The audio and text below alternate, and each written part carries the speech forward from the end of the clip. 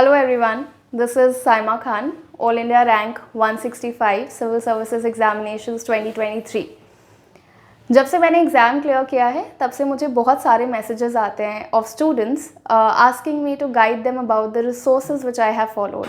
तो आज मैंने एक बहुत ही शॉर्ट वीडियो, एक शॉर्ट पीपीटी बनाया है जो आपको आपके रिसोर्सेज के बारे में इंफॉर्मेशन दे सकते हैं।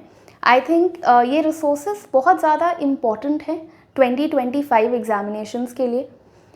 एक और चीज़, ये मेरा चौथा अटैम्प्ट था, this was my 4th attempt and what I have made a few mistakes along the way regarding the resources.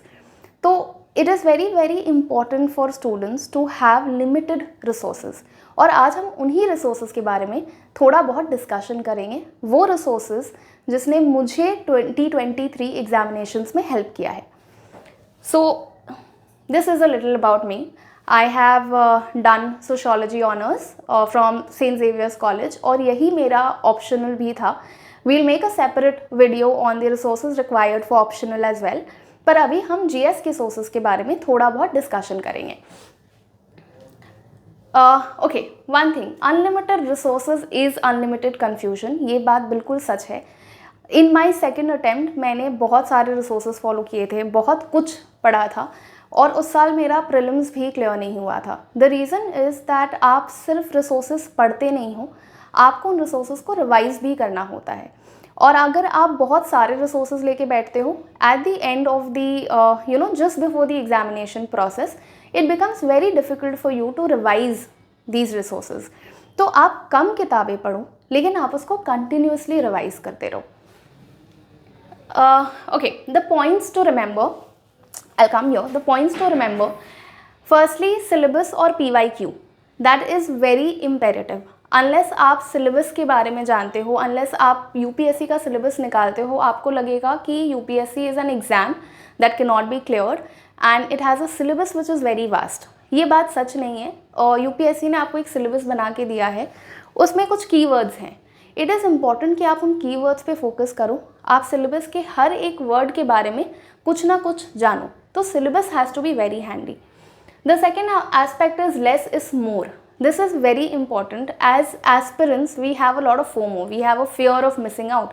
हमें लगता है कि हम ये नहीं पढ़ेंगे तो यहाँ से क्वेश्चन आ गया तो हमारे मार्क्स चले जाएंगे, अगर ये क्वेश्चन पूछ लिया तो हमारे मार्क्स चले जाएंगे। It's not necessary. जैसे कि आपको पता है प्रीलिम्स में आपको 100 क्वेश्चंस नहीं आंसर करने हैं, कुछ लोग करते हैं but not everyone can do that. मेरा अटेम्प्ट अराउंड 85 होता था, so I would leave the 15 question जो मुझे नहीं आते हैं।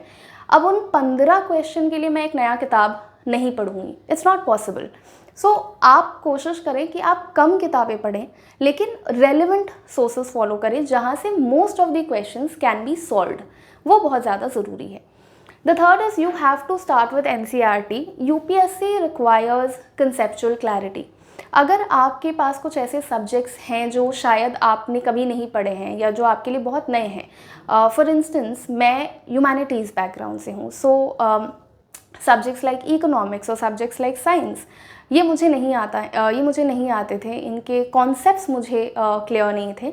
तो उन सब्जेक्ट्स के लिए it is always best to start with NCERT।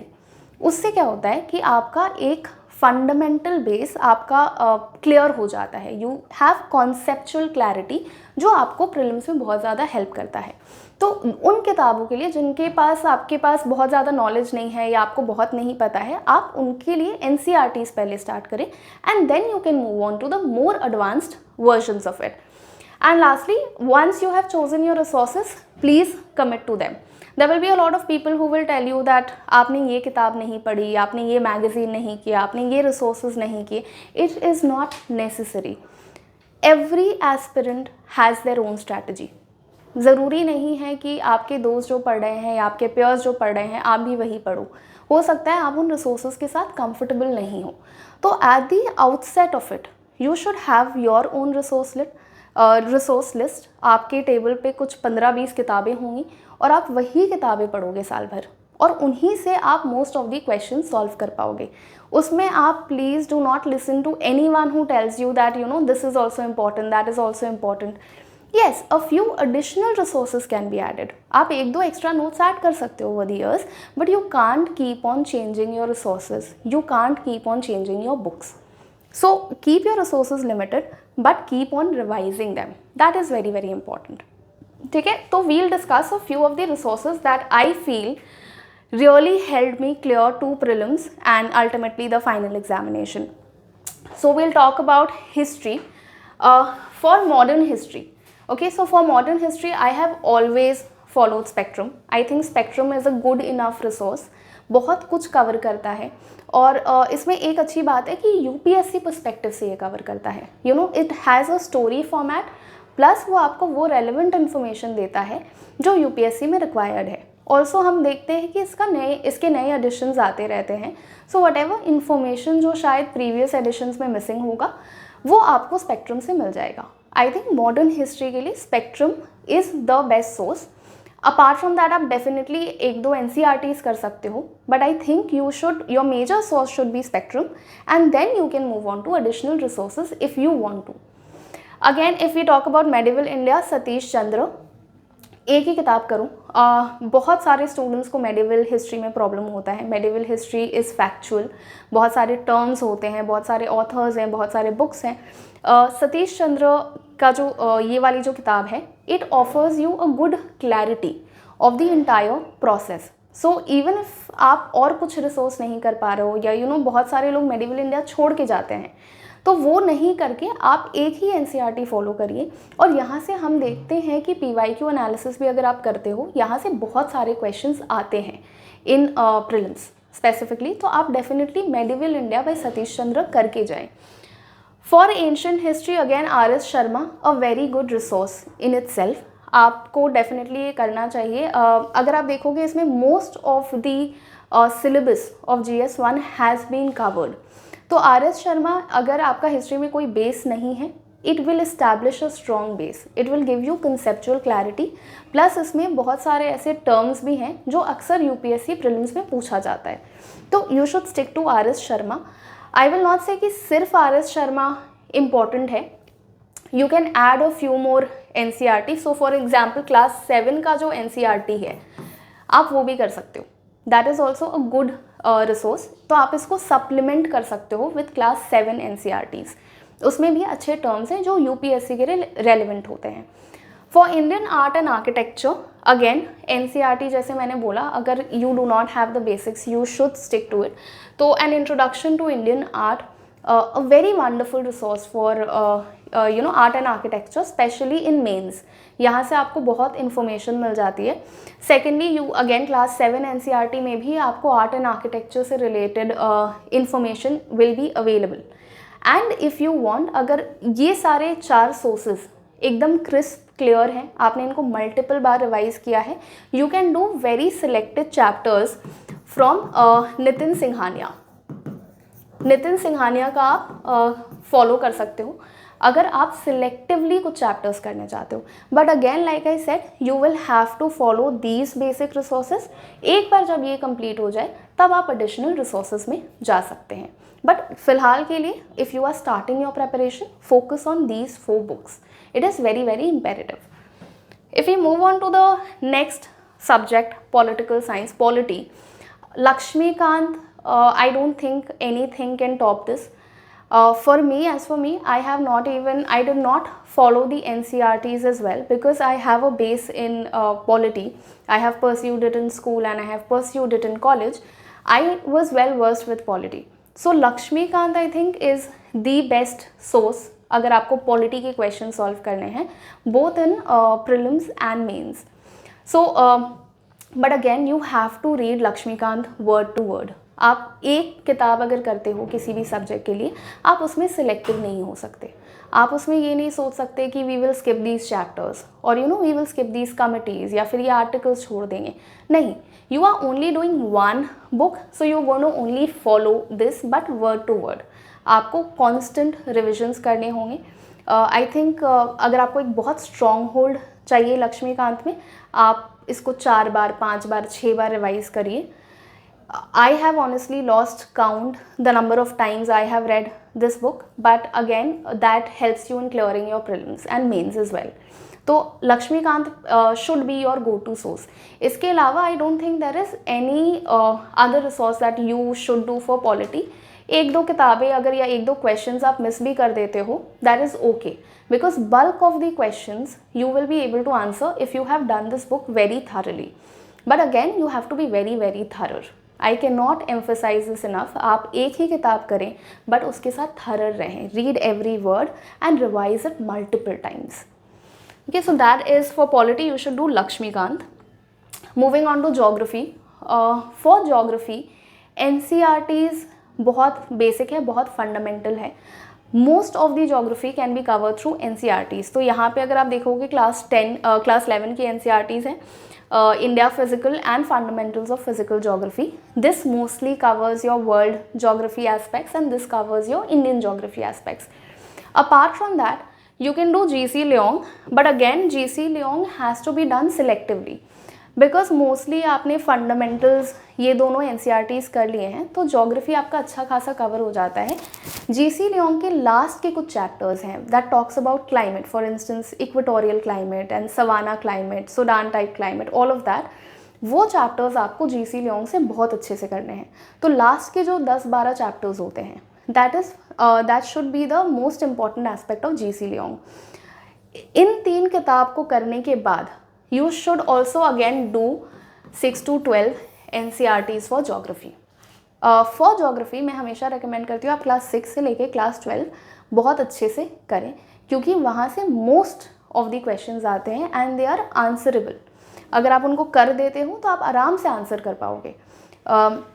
So this is something that you should do, but first focus on these 2 books. If you are running out of time, अगर आपके पास बहुत ज़्यादा टाइम नहीं है and let's say you are preparing for 2025, firstly cover these 2 books, then move on to GC Leong, again the last few chapters जो climate से deal करता है, and let's say if you have a lot of time, let's say you're preparing for 2026, then please go for doing the entire NCERT bunch for geography in the entire 6 to 12. And GC Leong again I always suggest कि आप selectively करिए only the climate chapters, and if you have a lot of time and if you like this subject then you can obviously do GC Leong also if you want to, but if you are not able to have the time आप आखिरी के ही chapters करिए, वहाँ से more or less cover हो जाता है हमारा prelims as well as mains के questions. Environment. Now environment is very tricky. Environment के इश्यूज़ क्या है कि जो प्रीलिम्स में हमारे क्वेश्चंस आते हैं वो मोस्टली करंट अफेयर्स ओरिएंटेड होते हैं। सो इन्वायरमेंट के लिए it is very important to ensure कि आपने करंट अफेयर्स बहुत अच्छे से किए हैं।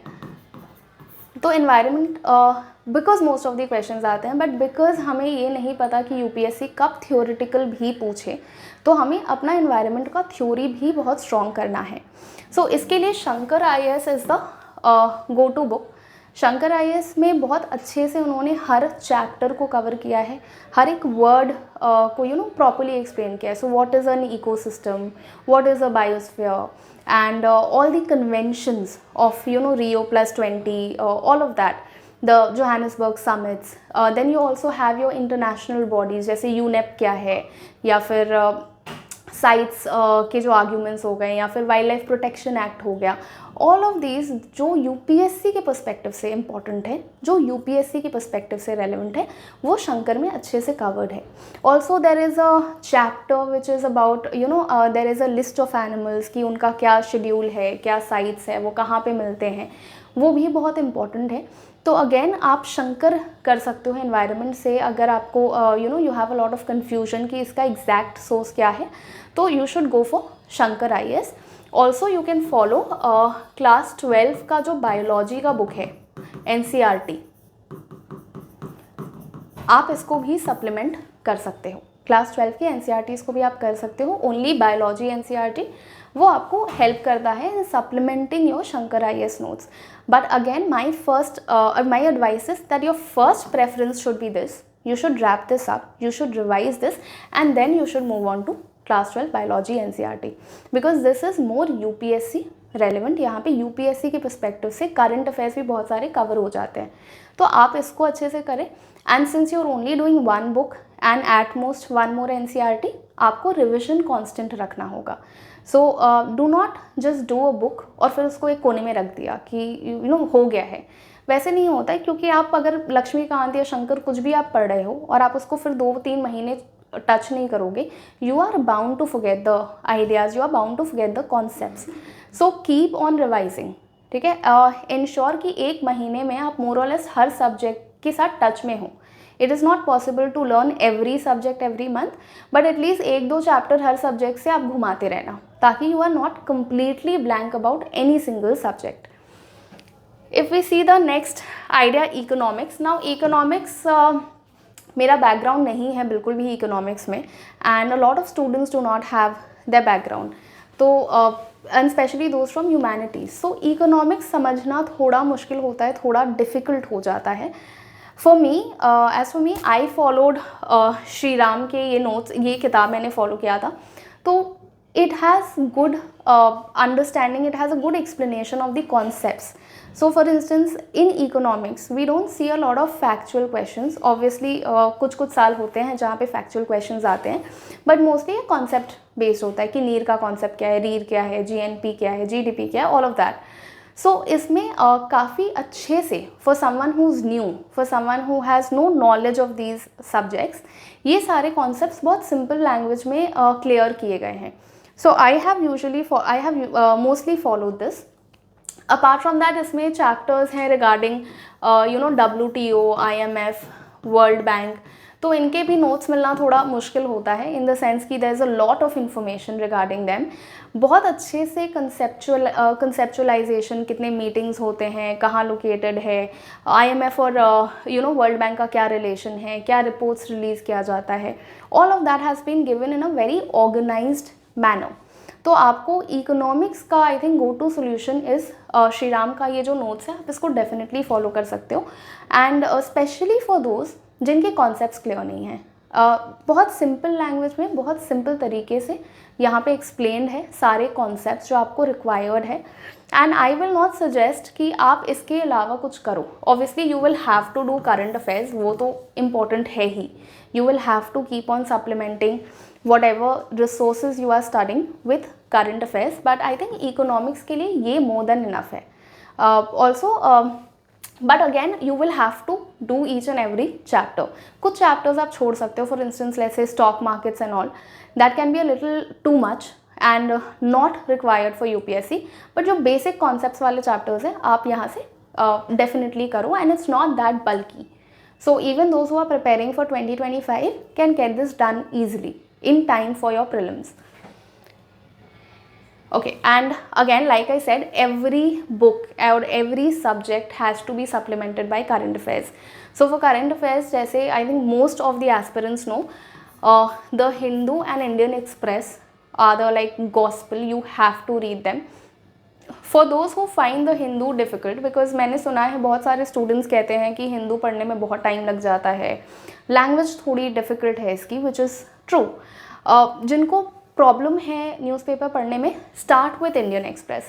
इंडियन एक्सप्रेस की लैंग्वेज थोड़ी सिंपल है, they also have a good explained page जहाँ पे हर रेलिवेंट न्यूज़ को बहुत अच्छे से एक्सप्लेन किया जा रहा है, क्या एग्जैक्टली कॉज है, and again it is a lot from UPSC perspective. So जिनको हिंदू पढ़ने में डिफ़िकल्टी है, you all can definitely go for Indian Express, you all are not missing out on anything. और जो कंफर्टेबल है हिंदू के साथ, आप हिंदू कर सकते हो।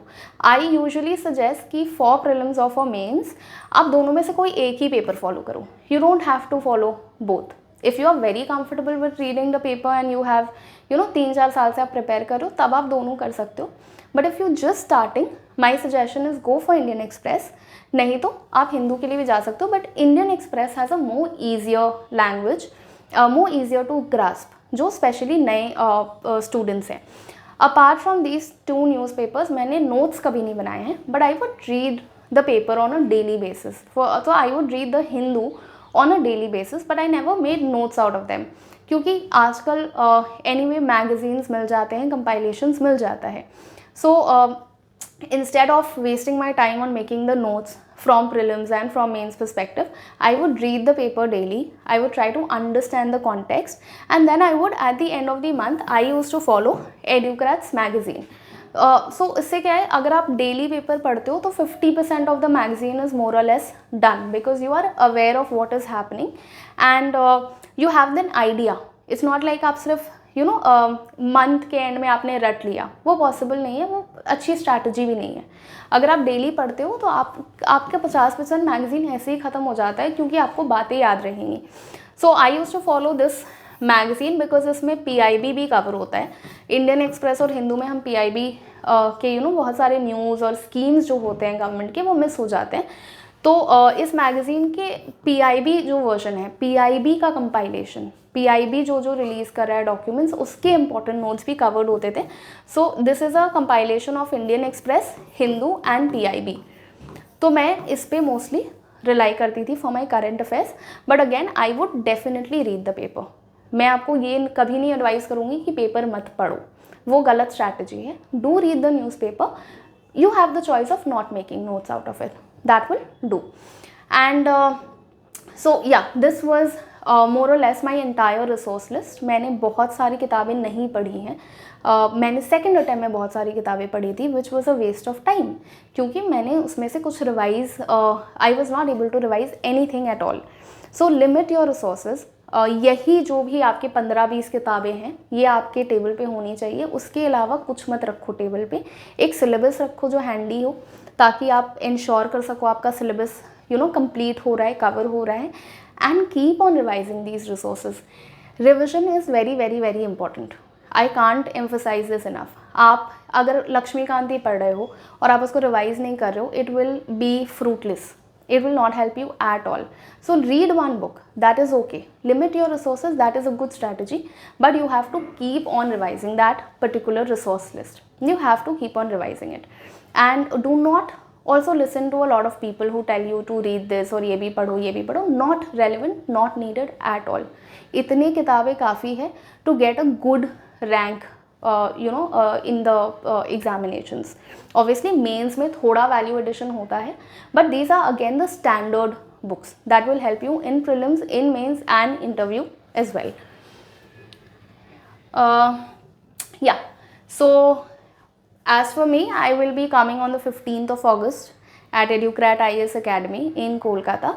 So anyone who wants to have a discussion or who wants to meet me, have a mentorship session, I will be available here, and you all can register yourselves and have a discussion with me. And all the best to all the aspirants who are appearing for 2025. Good luck.